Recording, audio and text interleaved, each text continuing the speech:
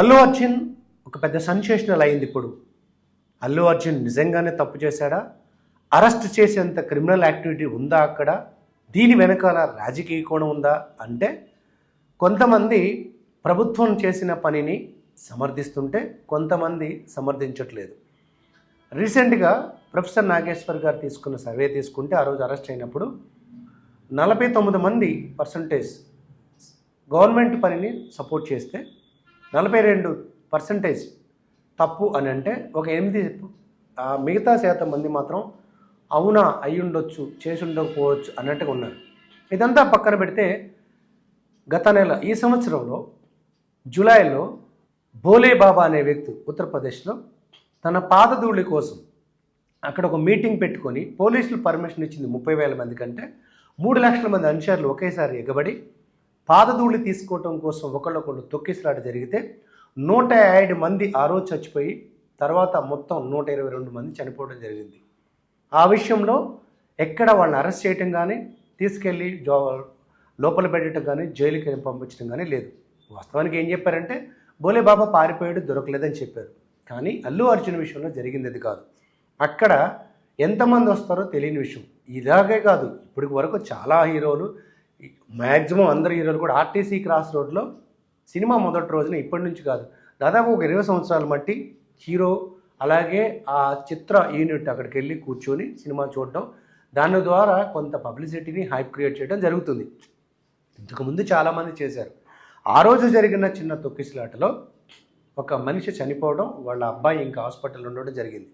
అయినా తన ప్రమేయం లేకపోయినా ఇమ్మీడియట్గా తను రెస్పాండ్ అయ్యి మానవతా హృదయంతో, ఎందుకంటే అక్కడ నిందించాల్సింది పోలీస్ వారు లేదా ఆ థియేటర్ యాజమాన్యం, వీళ్ళందరికన్నా ముందు తనే ముందుకొచ్చి కొంత నష్టపరిహారకంగా లక్షల్లో డబ్బులు ఇవ్వడం జరిగింది.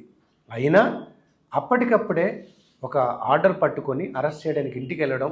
అన్నిటికన్నా భయంకరమైన విషయం ఏంటంటే కనీసం బట్టలు మార్చుకునే అవకాశం కూడా ఇవ్వకుండా ఏదో డ్రగ్ పెడ్లర్ని పట్టుకున్నట్టు, రేపిస్ట్ని పట్టుకున్నట్టు, ఒక మాఫియా ముఠాయితో సంబంధం ఉన్నవాడు పోలీసులు ఎప్పటి నుంచో వెతుకుతున్న వ్యక్తి సడన్గా దొరికితే అతను మళ్ళీ దొరకడేమో అనే ఉద్దేశంతో ఎంటబడి పట్టుకున్నట్టు చేయటం జరిగింది.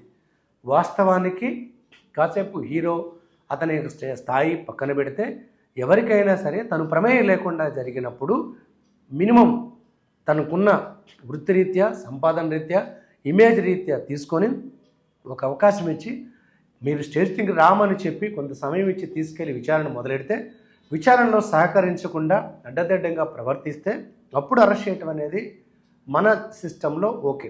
అంటే ఒక మనిషి ప్రాణాలని ఎంత డబ్బుతో కొనలేమో అది ఎవరైనా అనేదే. అలాగే ఒక థియేటర్లో ఎంటర్టైన్మెంట్ కోసం వెళ్ళినప్పుడు మినిమం పరిస్థితిగా ఆ రోజు నిజంగా అందరికీ ఆ హీరో మీద కోపం వచ్చినా, అంటే అభిమానులు కానివారు అసలు తటస్థంగా ఉండేవాళ్ళు కూడా ఈరోజు జరిగిన సంఘటనకి కొంచెం ఇదేదో కావాలని చేసినట్టుగా అనిపిస్తుంది అనేది వాస్తవం. ఎందుకంటే ఆ సినిమాలో వచ్చిన కొన్ని డైలాగ్స్ ఒక కుటుంబాన్ని టార్గెట్ చేస్తూ, అలాగే ఒక వర్గాన్ని వాళ్ళ అభిమానుల్ని మనోభావాలు దెబ్బతీసే విధంగా నేనేదో తోపు అన్నట్టు డైలాగ్ ఉన్నాయి అని వాళ్ళు అనుకోవటం ద్వారా మొత్తానికి తెర వెనక నుంచి ఏదో ఒక పెద్ద హస్తం అయితే నడిచిందనేది స్పష్టంగా అర్థమవుతుంది. అది రాజకీయ కోణం నుంచా లేదా కుటుంబం నుంచి వచ్చిన ఇతరత్ర కారణాల, అన్నిటికన్నా ముఖ్యంగా చెప్పాలంటే షారుఖ్ ఖాన్ను కూడా దాటి సౌత్ ఇండియాలో అంత పెద్ద పేరు సంపాదించుకున్న వ్యక్తి రేపొద్దున మిగతా వాళ్ళకి ప్లేస్ లేకుండా నేషనల్ అవార్డు ఇవన్నీ వస్తున్నాయి కాబట్టి తన ఎదుగుదలని చూడలేక ఓర్చుకోలేక చేసిన వాళ్ళ, లేకపోతే యాదృచ్ఛికంగా నిజంగానే ప్రభుత్వము ఏదో హైడ్రా విషయంలో తీసుకున్నట్టుగా ఒక సంఘటన జరిగితే ఆ సంఘటన ద్వారా ఇదిగో మా చట్టం ముందు ఎవరు పెద్ద గొప్ప కాదు, చట్టం ఎవరికి చుట్టం కాదు, సామాన్యుడికి సెలబ్రిటీకి ఒకే రకమైన శిక్ష విధిస్తాము అని ఒక మైలేజ్ కోసం గవర్నమెంట్ చేసిందా అంటే రకరకాల కోణాల్లో ఆలోచించాల్సిన పని ఉంది ఇక్కడ. వాస్తవానికి అక్కడ చావుకి అల్లు అర్జున్కి ఎటువంటి సంబంధం లేదు. బేసిక్ పాయింట్ ఏంటంటే అతను కావాలని చేసింది కాదు, 2 అలా జరుగుతుందని ఊహించింది కూడా కాదు, 3 సంఘటన జరిగిన తర్వాత అక్కడి నుంచి నాకేం సంబంధం లేదు అని చేతులు దులిపేసుకుని కూడా వెళ్ళలేదు. సో ఇవన్నీ అయినప్పటికీ ఒక 7 లోపల ఆల్రెడీ కోర్టు పర్మిషన్ ఇచ్చి ఆల్మోస్ట్ వాళ్ళు 4:35 లోపలనే జడ్జి కొట్టేయడం జరిగింది. 4 వారాల పాటు ఇంటీరియం బెయిల్ మధ్యంతర ఉత్తర్వులు ఇవ్వటం జరిగినప్పటికీ కూడా ఇంకా ఒక రోజన్న ఒక రాత్రన్న ఆ జైల్లో కూర్చోపెట్టాలి అని జైలు అధికారులు చూపించిన అత్యుత్సాహం చూస్తే ఖచ్చితంగా వాళ్ళ వెనకాల ఒక పెద్ద చెయ్యి ఉంది. వాళ్ళు వీళ్ళని బలవంతంగా ఎట్టి పరిస్థితుల్లో మా పవర్ ఏంటో చూపించాలి, మా దమ్మేంటో వాడికి తెలియాలి, ఒక్కరోజైనా వాడిని జైల్లో పెట్టండి అన్నట్టుగా ప్రవర్తించినట్టు ఉంది. ఏది ఏమైనప్పటికీ సినిమా హీరోల కోసం కొట్టుకుని చావటం అనేది మూర్ఖత్వం అయితే, ఆ తర్వాత జరిగిన సంఘటనలో మా హీరోకి ఇలా చేస్తారని అభిమానులు ఎగబడి వాళ్ళని వీళ్ళని తిట్టుకొని వాయావర్సం లేకుండా మెచ్యూరిటీ లేకుండా మాట్లాడుకోవటం తప్పు. సినిమా ఇండస్ట్రీలో మన రాష్ట్రం నుంచి మన తెలుగువాడు ఒక జాతీయ స్థాయికి లేదా అంతర్జాతీయ స్థాయికి వెళ్తే సంతోషపడాల్సిందే. వినోదాన్ని వినోదంగా చూడాలి. వాళ్ళ వ్యక్తిగతంగా ఏమైనా ఉంటే వాళ్ళు చూసుకుంటారు. దీనికి మధ్యలో అభిమానులు ఒకళ్ళొకళ్ళు కొట్టేసుకొని తిట్టేసుకోవడం మంచిది కాదు.